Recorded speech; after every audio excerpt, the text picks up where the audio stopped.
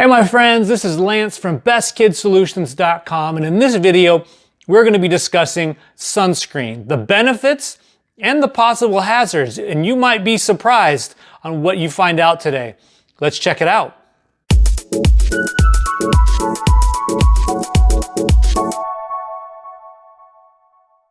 If you're new to the channel, thank you so very much for being here. A little bit about myself. I'm an award-winning educator. I've been teaching for over 20 years. I am a proud father of two amazing young daughters. My wife is absolutely amazing, and she's also a special needs teacher, and both of my parents have been in the public school system for over 40 years each. So as you can see, we really have dedicated ourselves to helping what we think are the very most important people on this planet, and those are, of course, kids, parents, and teachers.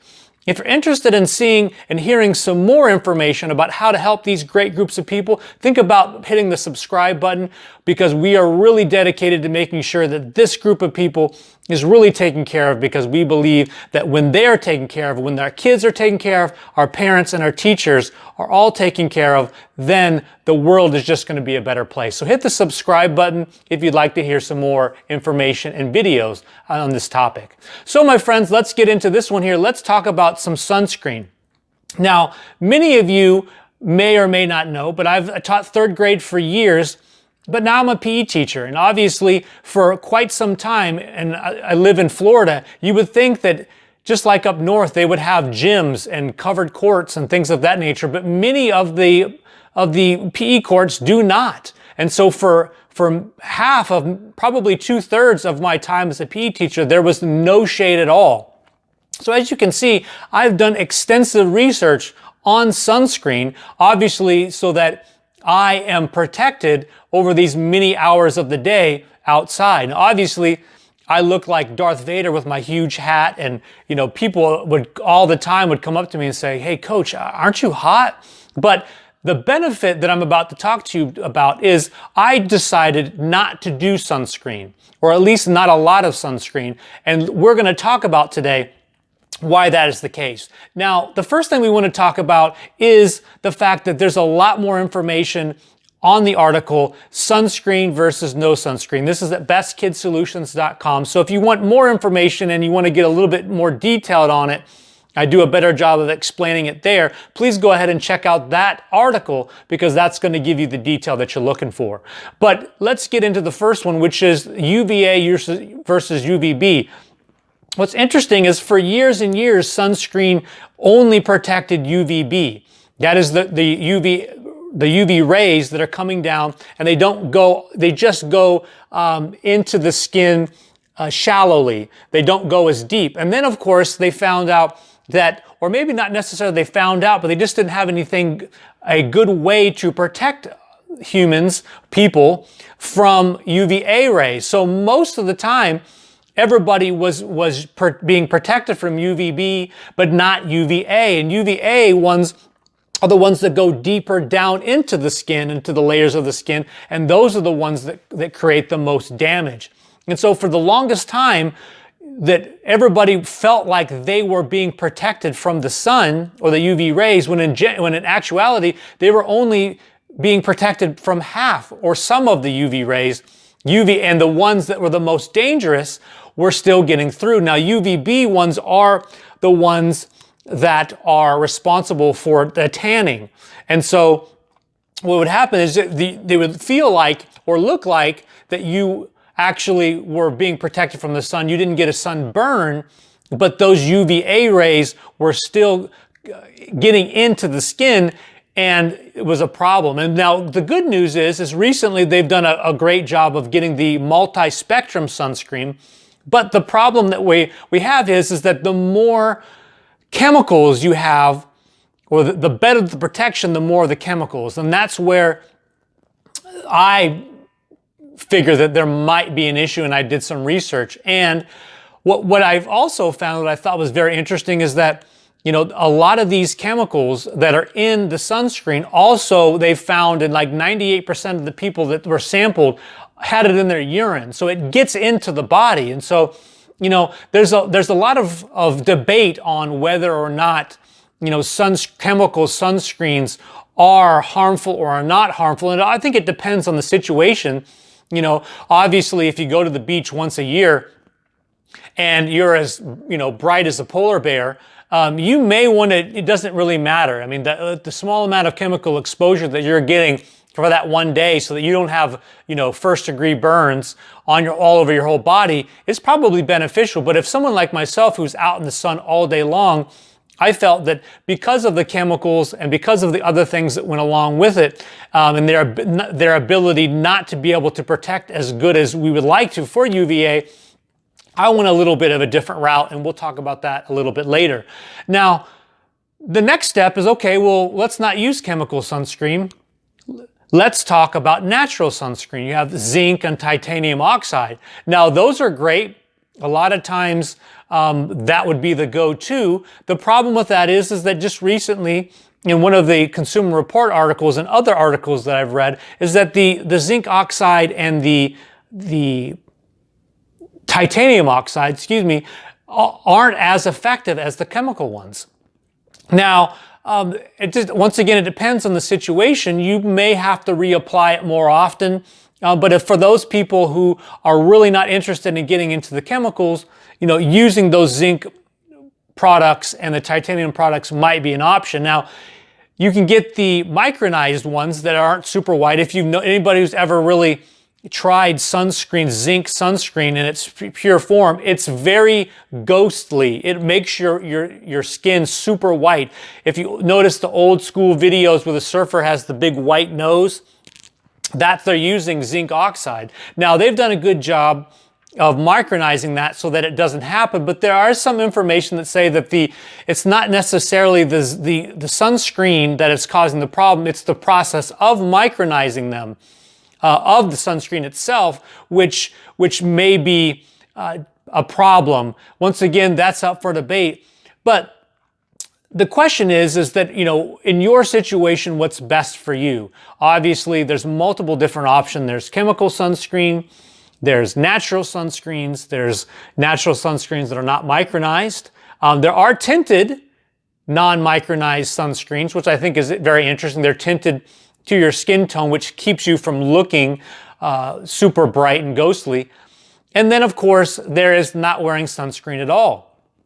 And this is where you get into, finding the shade. And so and using, protective clothing. And so I've come up with a list of ways for our friends. And that's what I've decided to do, is I use maybe some light natural sunscreen on my face and pretty much covered up the rest. Now, obviously you have to wear the correct clothing. You can't wear jeans and jean jacket. Obviously, that's not the idea. You would, have a problem with heat stroke in the first 15 minutes, especially here in Florida in the summer.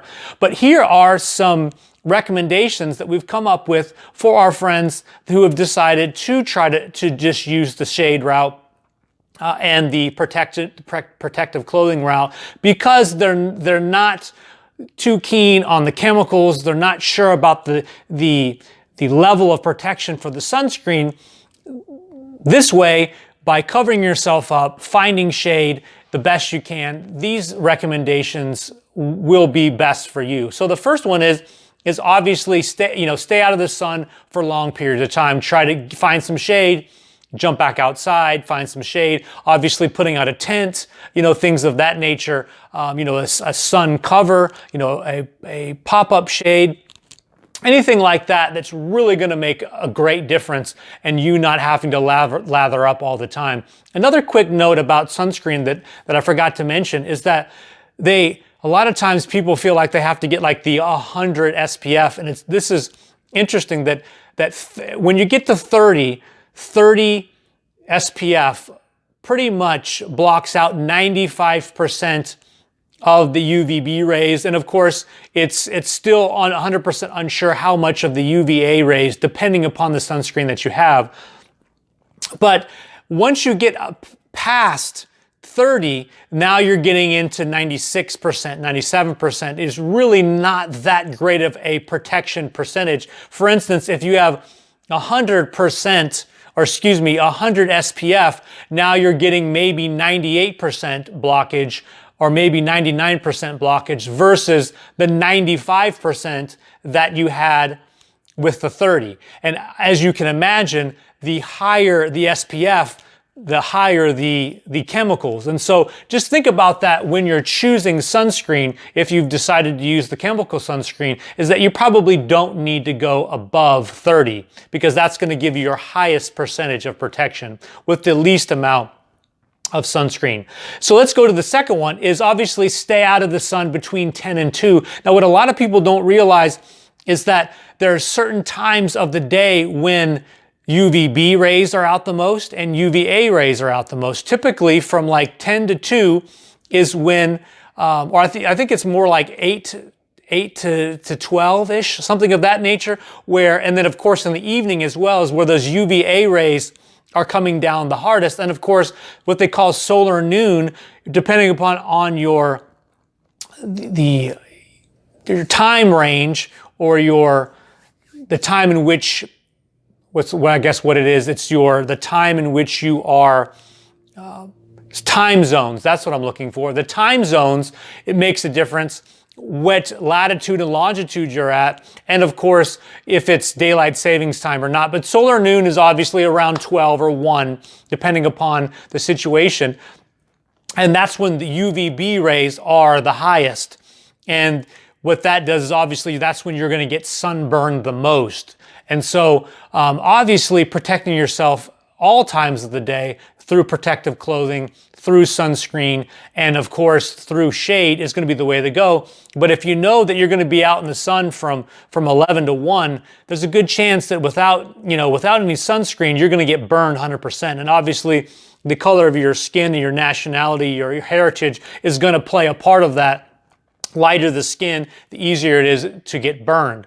Also, you're going to make sure that, as I mentioned before, find a tent, find an umbrella, find something that's going to get you the shade. That's going to be a big deal. Obviously, always wear a sun protective hat. You obviously want to make sure that your nose and your forehead are not burnt. Don't forget your ears. Ears are one of the number one places that people forget to put sunscreen, and that is one of the spots that gets the sun the most. Obviously, a hat makes a big difference with that. You can also think about wearing, if you don't want to go buy specific clothing, you can also wear a light shirt, and you can wash it in UV propelling detergent, laundry detergent, which is going to make any shirt that much more UV protected. Don't forget to wear light, breathable, tight woven. If you're choosing to wear something in the long, a lot of times the new thing is wearing a swim shirt, and I think that's absolutely amazing, especially for kids, because you get like 80 or 90% of your sun exposure from like 0 to I think the number is like 12 or something of that nature. You get most of your UV damage, your sun damage when you're a kid, just because you're out in the sun a lot more than you are as you're an adult.